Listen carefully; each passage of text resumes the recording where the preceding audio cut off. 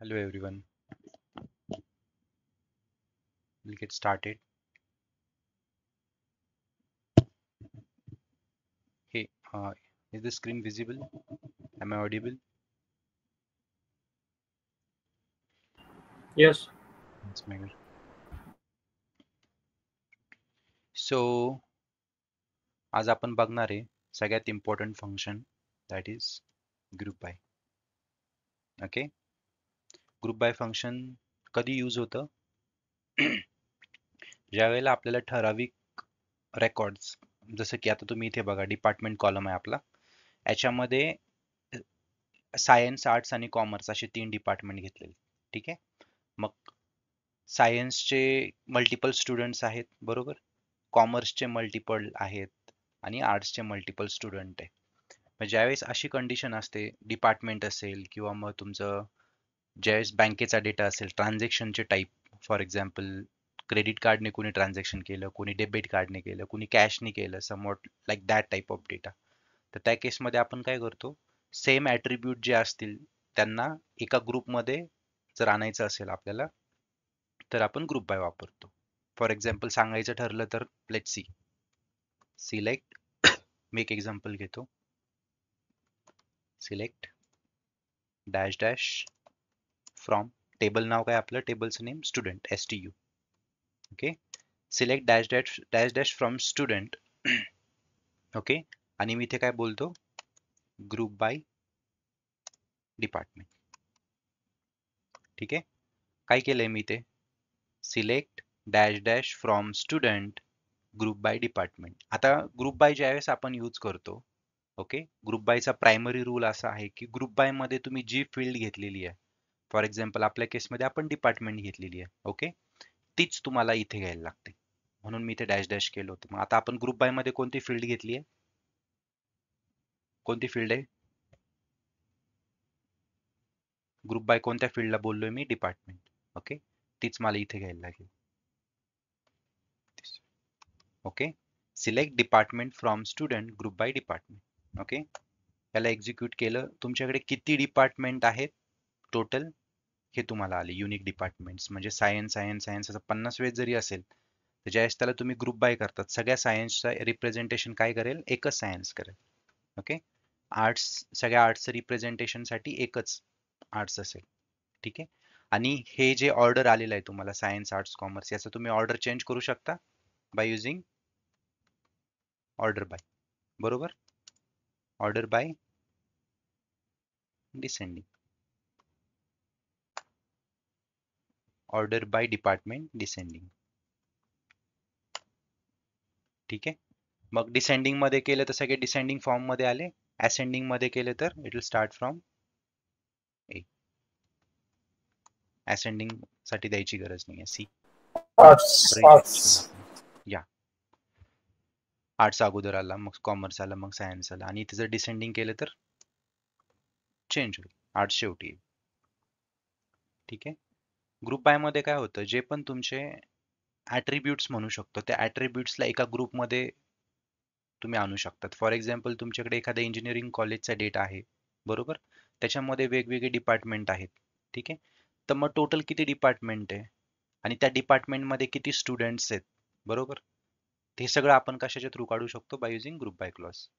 ज्यावेळेस ज्यावेळेस आपण आता हे ऑर्डर बाय मी तात्पुरतं काढून टाकतो, जस्ट ओके,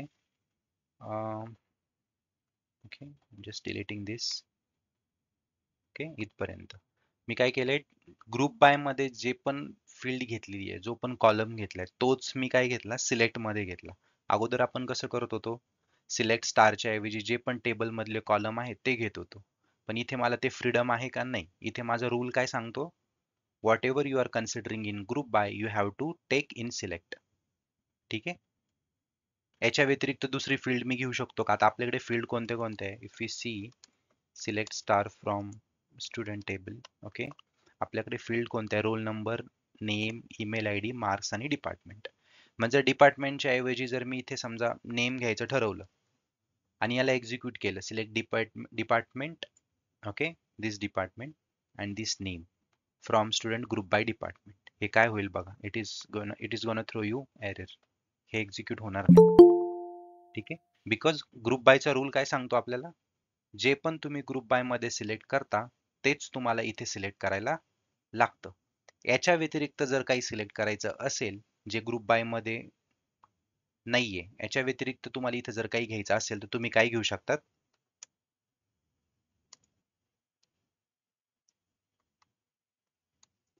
काय घेऊ शकतात, याच्या व्यतिरिक्त काय घेऊ शकतो, ऍग्रीगेट फंक्शन्स. ऍग्रीगेट फंक्शन्स कोणते कोणते आपले, Mayur, which are aggregate functions? Sum, min, max, count, average.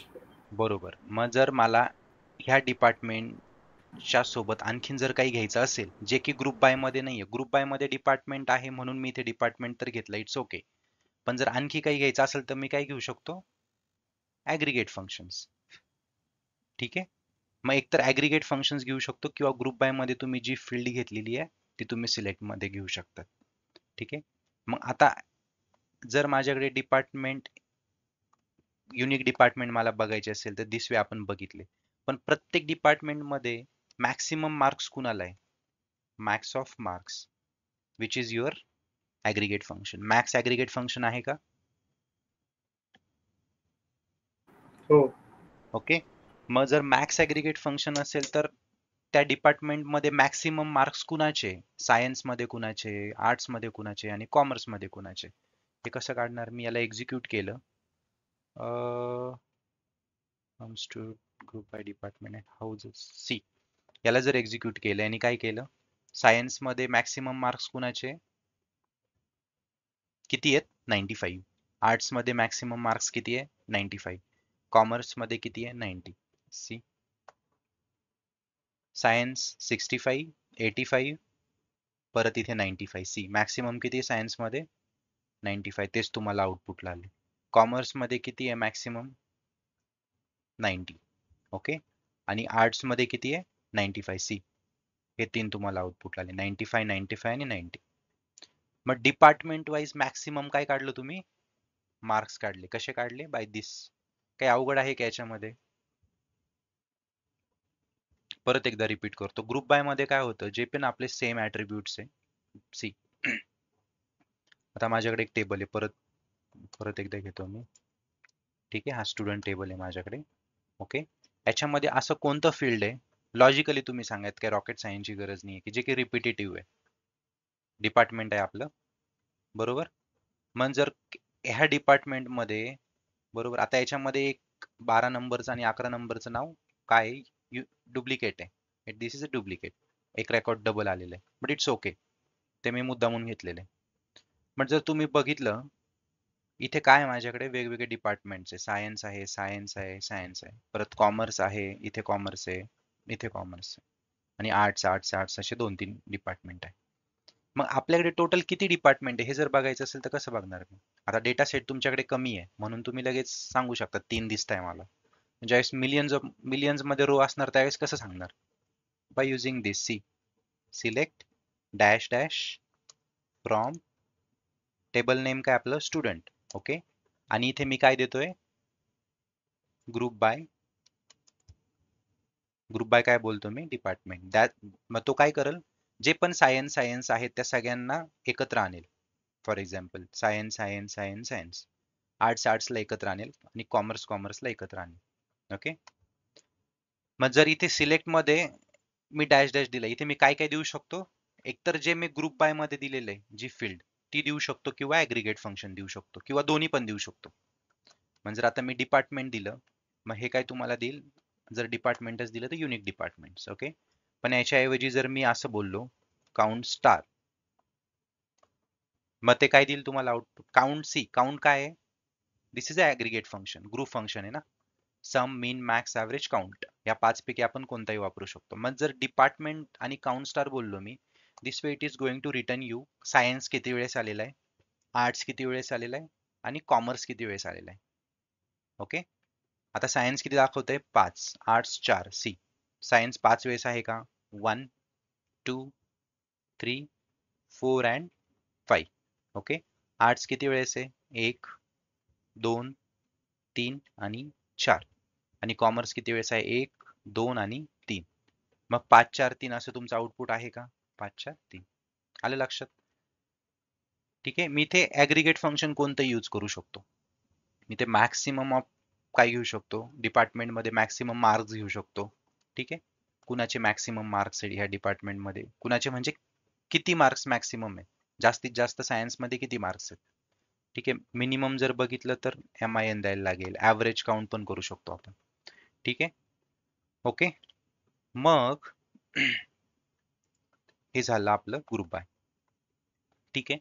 तुमच्या लक्षात असेल ज्यावेळेस आपण सिलेक्ट वापरतो त्यावेळेस आपण कोणती कंडिशन वापरतो? वेअर कंडिशन वापरतो. Select star from employee where XYZ condition देतो. बरोबर? Ajay, select star from student आणि त्याच्या पुढे आपण काय देतो? वेअर कंडिशन देतो. बरोबर ना? महेश, मयूर. हो सर. ओके. मग जर वेअर कंडिशन दिली, ठीक आहे. आता सिलेक्ट नंतर मी वेअर कंडिशन देतो. पण ज्यावेळेस मी ग्रुप बाय वापरतो त्यावेळेस मला जर काही कंडिशन द्यायची असेल तर मी काय यूज करेल? I will not use where. I will use एक वेगळा वर्ड आहे त्याच्यासाठी जो की आहे हॅव्हिंग. कोणता वर्ड आहे?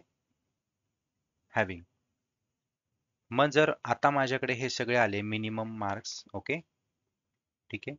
पण मला कंडिशन द्यायची हे जे आउटपुट आले त्याच्यामध्ये मार्क्स मला कशाच्या पेक्षा जास्त हवे? 70 पेक्षा जास्त हवे. मग जर 70 पेक्षा जास्त असतील तर मला किती रेकॉर्ड यायला पाहिजे याच्यातून आउटपुट?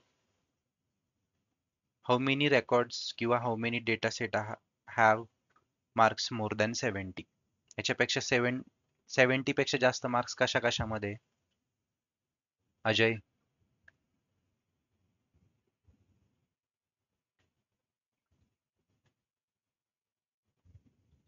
गाईस ठीक आहे. Will conclude today session. उद्या भेटू आपण.